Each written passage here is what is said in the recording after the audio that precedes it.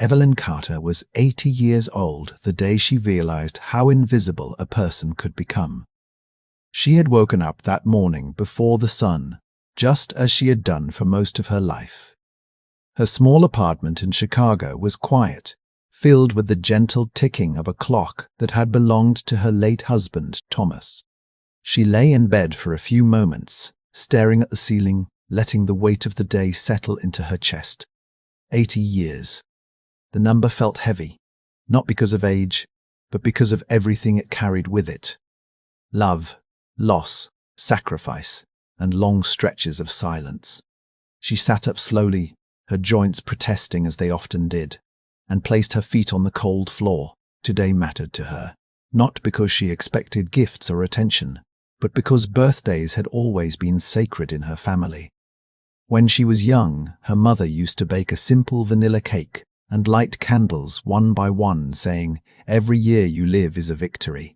Evelyn had held on to those words her entire life. After Thomas passed away 7 years earlier, birthdays became quieter. No cards on the table, no teasing smile across the room.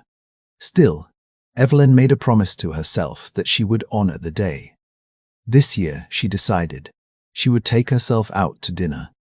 Just once. She had saved a little money from her pension, enough for one nice evening at the restaurant she and Thomas used to visit on special occasions. It wasn't fancy, but it felt warm and familiar, like a place where memories still lived. She chose her outfit carefully. A soft blue dress she hadn't worn in years, pearls Thomas had given her on their 40th anniversary, and a light coat even though the weather was mild. She looked at herself in the mirror for a long time. Wrinkles traced her face like fine lines on an old map, but her eyes still held the same gentle strength. She whispered, "Happy birthday, Evelyn," and smiled, even if only a little. The bus ride downtown was slow, but she didn't mind. She watched people come and go, young couples laughing, parents scrolling on phones, teenagers with headphones blocking out the world. No one noticed her, and that was normal. Older women learned early not to expect attention.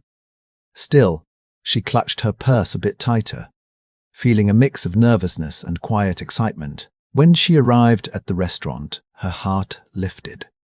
The lights glowed warmly through the windows, and she could already imagine sitting at a small table, ordering her favorite soup, maybe even dessert. She stepped inside and approached the host stand, her voice soft but polite. "I have a reservation," she said. "Evelyn Carter. For one." The young hostess tapped at the screen, frowned, and called for the manager. Evelyn stood there, hands folded, smiling patiently. She had learned patience well over 80 years. The manager glanced at her briefly and shook his head. "We're fully booked," he said. "There's nothing here."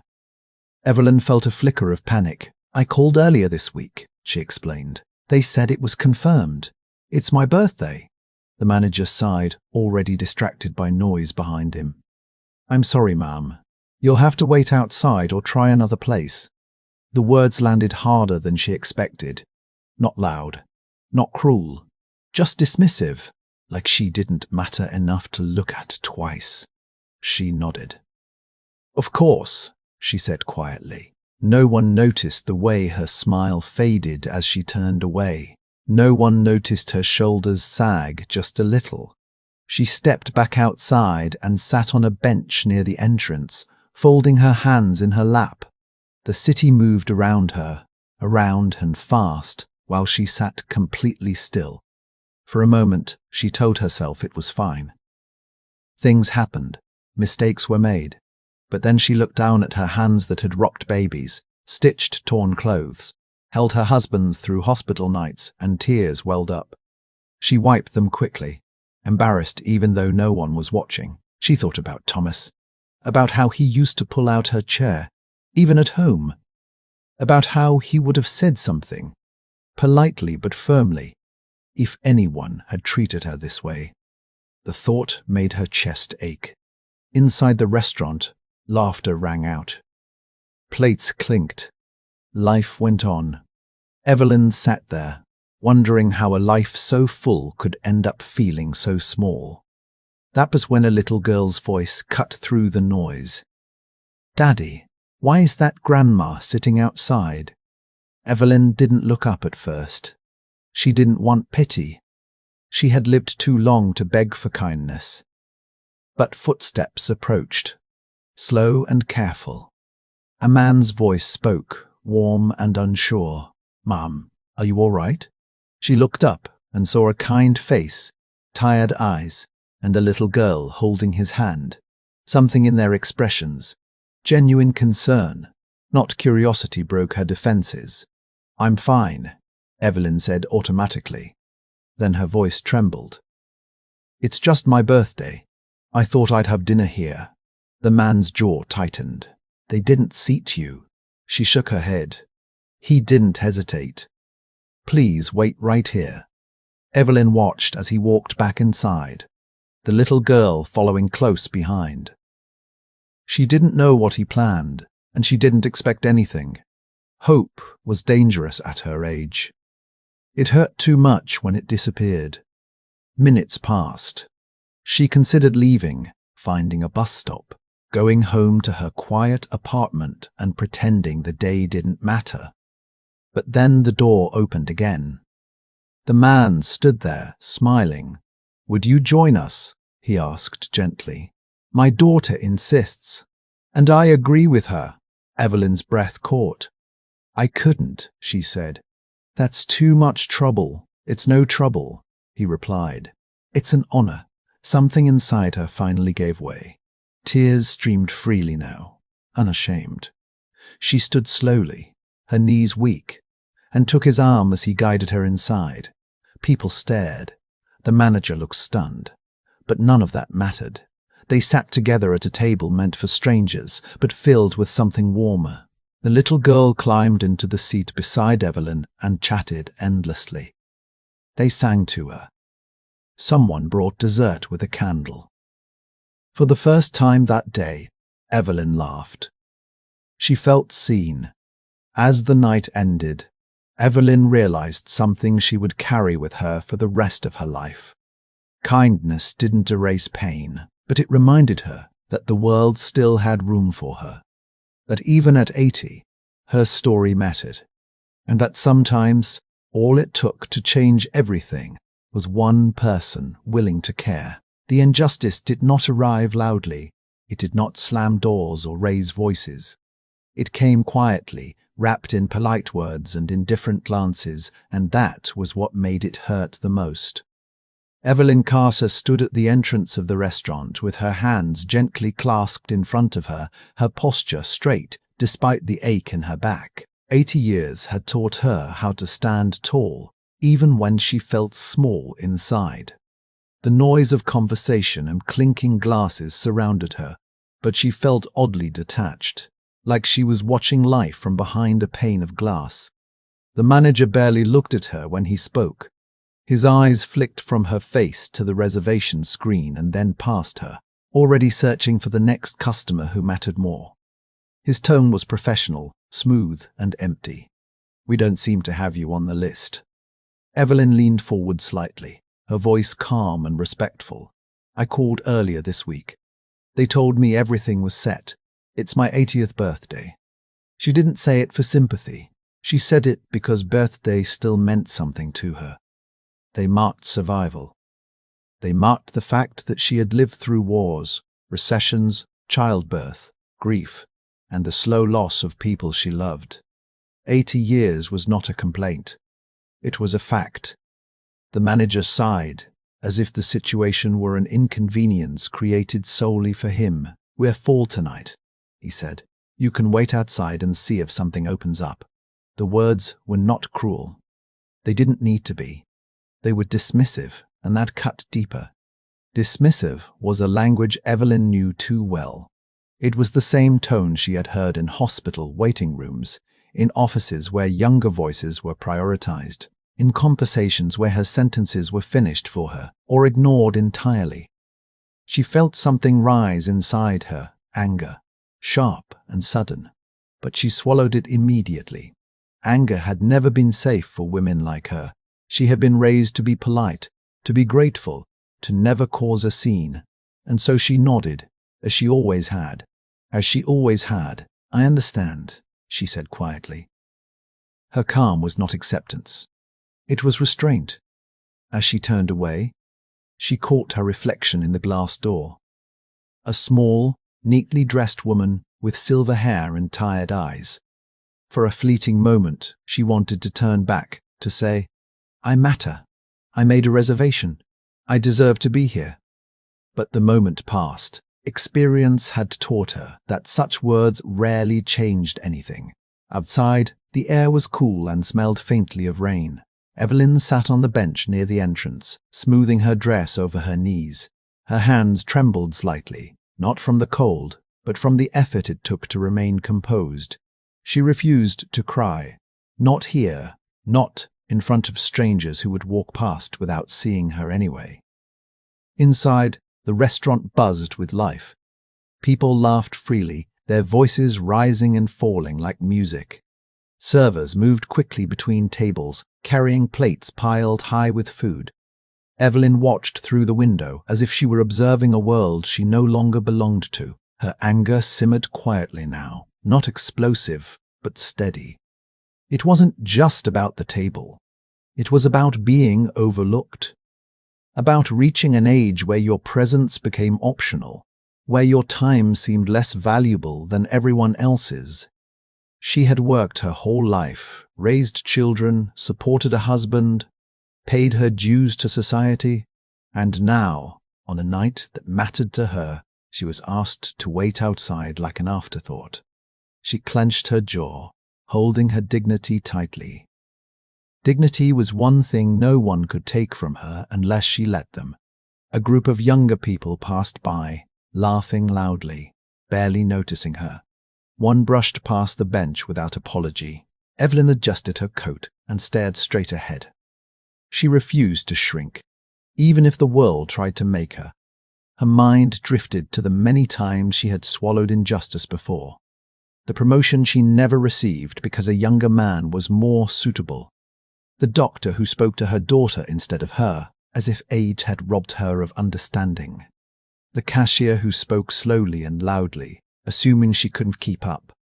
Each moment had been small on its own, but together they formed a heavy burden she carried quietly. Tonight felt like all of those moments rolled into one. She took a deep breath, steadying herself. She would leave soon, find a bus home, make herself a cup of tea, and pretend the evening had gone as planned. She had done that before. She could do it again.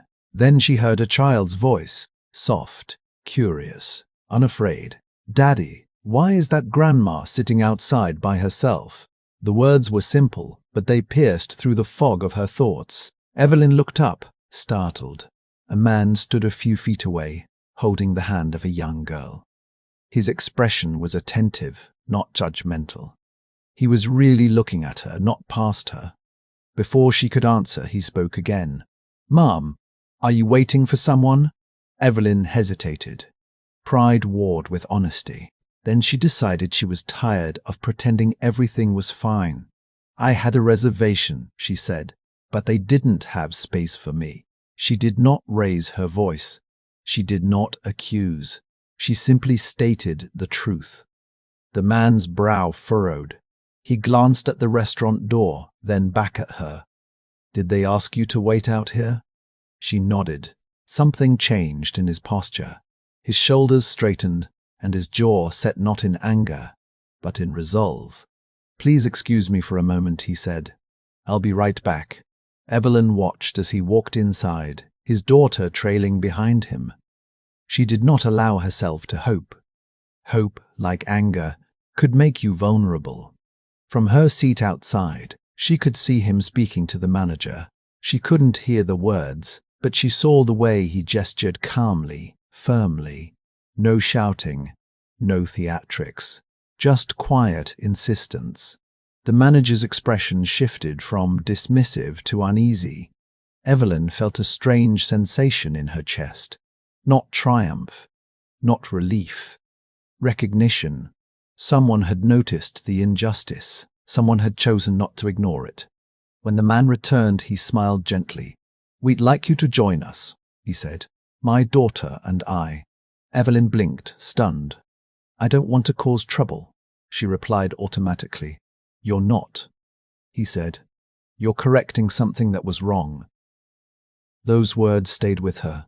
As she stood and followed him inside, she felt her quiet anger, eased not because it had been erased, but because it had been acknowledged. She had not shouted, she had not begged, she had simply existed with dignity until someone else chose to act. That night, as she sat at the table and listened to the little girl chatter happily, Evelyn realized something important. Injustice thrives in silence, but dignity gives others the courage to speak. Her calm, her restraint, her refusal to lash out had not made her weak. It had made her visible in a different way. And in that visibility, change had begun. The night had been slipping quietly into disappointment when something gentle, almost invisible at first, began to change its shape. Evelyn Carter sat on the bench outside the restaurant, her hands folded neatly in her lap, the fabric of her coat brushing against her skin. The city lights reflected faintly in the window beside her, blurring into soft streaks of gold and white. She had stopped fighting the ache in her chest and allowed herself to simply breathe, slow and careful, as if each breath was something precious not to be wasted. She did not know it yet, but kindness was already making its way toward her. Inside the restaurant, warmth and laughter filled the air. At one of the tables near the window sat Michael Johnson and his daughter, Emily. Michael had learned to be attentive in a way that came from years of doing everything alone. Since his wife passed away, his world had narrowed to one small person whose happiness mattered more than anything else. He noticed things, missed details, quiet sadness, moments that others ignored because Emily noticed them first. Emily was swinging her legs under the table when she looked toward the window. Her smile faded as she pressed her face closer to the glass. "Daddy?" she said softly, "that Grandma looks lonely." Michael followed her gaze and saw Evelyn sitting outside. At first glance, she looked composed, but something about the stillness of her posture tugged at him. He felt that familiar pull in his chest, the one that came when he sensed something wasn't right. "Maybe she's waiting for someone," he said, though even as he spoke, he knew that wasn't true. Emily frowned. "But it's cold, and she's all dressed up." Michael watched as Evelyn adjusted her coat, her movements careful, almost deliberate. He thought of his own mother, gone too soon, and of the way she used to dress nicely, even for ordinary days, just in case something special happened. The thought settled heavily in his heart. He pushed his chair back slightly. "I'm going to check on her," he said. Emily's face brightened. "Can I come?" "Of course," he replied. They stood and walked toward the door, stepping out into the cooler air. Michael approached slowly, not wanting to startle her. "Excuse me," he said gently. "Mom, are you okay?" Evelyn looked up, surprised. For a moment, she considered offering the same polite dismissal she had practiced for years, but there was something about the child's open expression, the unguarded concern in her eyes, that made honesty feel safe. "I'm all right," Evelyn said, then paused. "Well, I suppose I'm not. I was meant to have dinner here. It's my birthday." Emily's eyes widened. "Your birthday?" she asked. "Happy birthday." The words were simple, but they landed softly and warmly, like a hand resting on Evelyn's shoulder. She smiled, truly this time. "Thank you, dear." Michael felt his chest tighten. "They didn't have your reservation?" he asked. Evelyn shook her head. "They're full." "These things happen." She said it calmly, but Michael heard what lay beneath the words. Acceptance, yes, but also a quiet sadness that had nothing to do with a table and everything to do with being overlooked. "Please wait here," Michael said. "I'll be right back." Evelyn nodded, unsure what he intended. She watched as he and Emily returned inside. Through the glass, she saw Michael speak to the manager. His body language was respectful but firm, his gestures measured. Emily stood beside him, holding on to his hand, her gaze fixed on the conversation with a seriousness that seemed far beyond her years. Minutes passed, though. To Evelyn they felt much longer. She told herself not to hope. Hope could be cruel. Still, something warm flickered inside her, a small flame she hadn't felt in a long time. Then the door opened.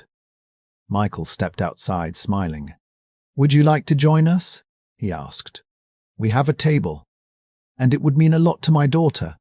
Emily nodded enthusiastically. "Please," she said. "We can share my cake if you want." Evelyn's breath caught. "I couldn't," she replied instinctively.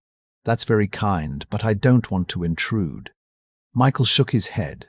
"You wouldn't be intruding, you'd be helping us celebrate." The word celebrate made something loosen in Evelyn's chest. She felt tears gather in her eyes, and this time she did not rush to wipe them away. "All right," she said softly. "Thank you." As they walked back inside, Evelyn felt the warmth of the restaurant differently than before. It was no longer a place that had rejected her. It was a place where kindness had made space.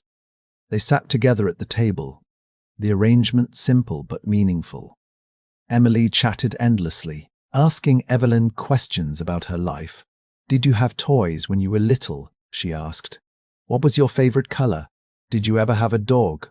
Evelyn laughed more than she had in years. She told Emily about growing up in a small house, about learning to bake with her mother, about meeting Thomas at a dance when she was just 20. Michael listened quietly, occasionally smiling, occasionally nodding, as if he were absorbing every word.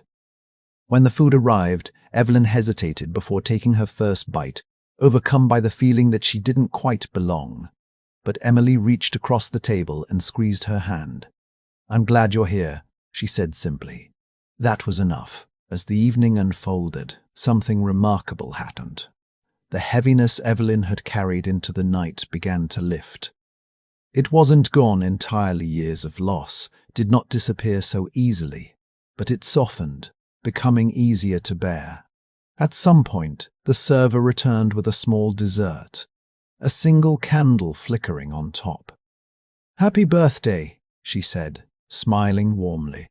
Evelyn stared at the candle, its tiny flames steady and bright. She closed her eyes and made a wish not for herself, but for the world to be a little kinder, especially to those who sat quietly on benches, waiting to be noticed. When she blew out the candle, Emily clapped, and Michael joined in. Evelyn felt her heart swell, full and aching in the best way. Later, as the night drew to a close, Evelyn stood to leave, her movements slower but lighter than before. She turned to Michael. "You didn't have to do this," she said. He shook his head. "Yes, I did. We all do, sometimes." Emily hugged Evelyn tightly, her small arms wrapping around her waist. "You're not lonely anymore," she said. Evelyn smiled, tears slipping down her cheeks. "Not tonight," she replied. As she stepped back out into the city, the air felt different, softer, kinder. The streetlights glowed warmly, and the noise of the city no longer felt overwhelming. She walked toward the bus stop with a lighter step, carrying with her something she hadn't expected to find that evening. Hope. Not the loud, dramatic kind, but the warm, steady kind that settles into your bones and reminds you that even after 80 years, life can still surprise you. That kindness can appear when you least expect it, carried in the hands of a stranger and the smile of a child, and that sometimes all it takes to change the direction of a night or a life is the simple decision to care. The story does not end at the table, or with the candle, or even with the smiles shared between strangers. That is where many stories stop, but this one continues, because its true meaning does not belong only to Evelyn, Michael, or Emily. It belongs to everyone who hears it. When Evelyn Carter walked out of the restaurant that night, she carried more than leftovers and memories. She carried a reminder she hadn't felt in a long time, that her presence mattered, that she was not invisible, that even in a world rushing past her, someone had slowed down long enough to see her. And that is where the lesson begins. We live in a world that rewards speed. Faster responses, faster service, faster judgments. We scroll past faces, stories, and lives without pausing, convincing ourselves we are too busy, too tired, or too small to make a difference. We tell ourselves that kindness is optional, that someone else will step in, that it's not our responsibility. But kindness has never belonged to someone else. Michael Johnson did not wake up that morning planning to change a life. He did not walk into the restaurant expecting to become part of someone else's story. He was just a single father trying to give his daughter a decent evening. And yet, when the moment arrived, he chose not to look away. That choice mattered. Emily, with her simple question, "Why is that grandma sitting alone?" did what many adults forget how to do. She noticed. She allowed her heart to respond before her mind talked her out of it. She didn't calculate inconvenience or social rules. She felt empathy, pure and uncomplicated, and acted on it. And Evelyn, by simply existing with dignity, reminded us of something equally important. You do not need to shout to deserve justice. You do not need to beg to be worthy of kindness. Sometimes, your quiet endurance is itself a form of strength. The lesson here is not just about helping the elderly, or standing up in a restaurant, or giving up a table. It is about presence. It is about choosing to see the people the world has learned to ignore. Every day there are Evelyns sitting quietly among us. On park benches, in waiting rooms, on buses, in grocery store lines. People who have lived full lives, who have loved deeply, who have lost much, and who now move through the world unseen. They do not always ask for help. Often, they do not expect it. But they feel the absence of it. The truth is uncomfortable. Indifference hurts more than cruelty. Being dismissed quietly, politely, efficiently, that kind of pain leaves no visible wound, but it lingers. It tells people they are no longer worth time or attention. It teaches them to shrink. Kindness does the opposite. Kindness expands people. It restores something that has been slowly taken away. It says, "You are still here. You still matter. Your story is not over." And here is the most powerful part. Kindness does not require perfection, wealth, or authority. Michael did not own the restaurant. He did not threaten. He did not humiliate anyone. He simply used what he had: a voice, a choice, and a sense of right and wrong. You have those things too. Every person watching or listening to this story will face a moment like this, whether they realize it or not. A moment where it is easier to stay silent, easier to look away, easier to say, "It's not my problem." Those moments rarely announce themselves. They arrive quietly, disguised as ordinary life.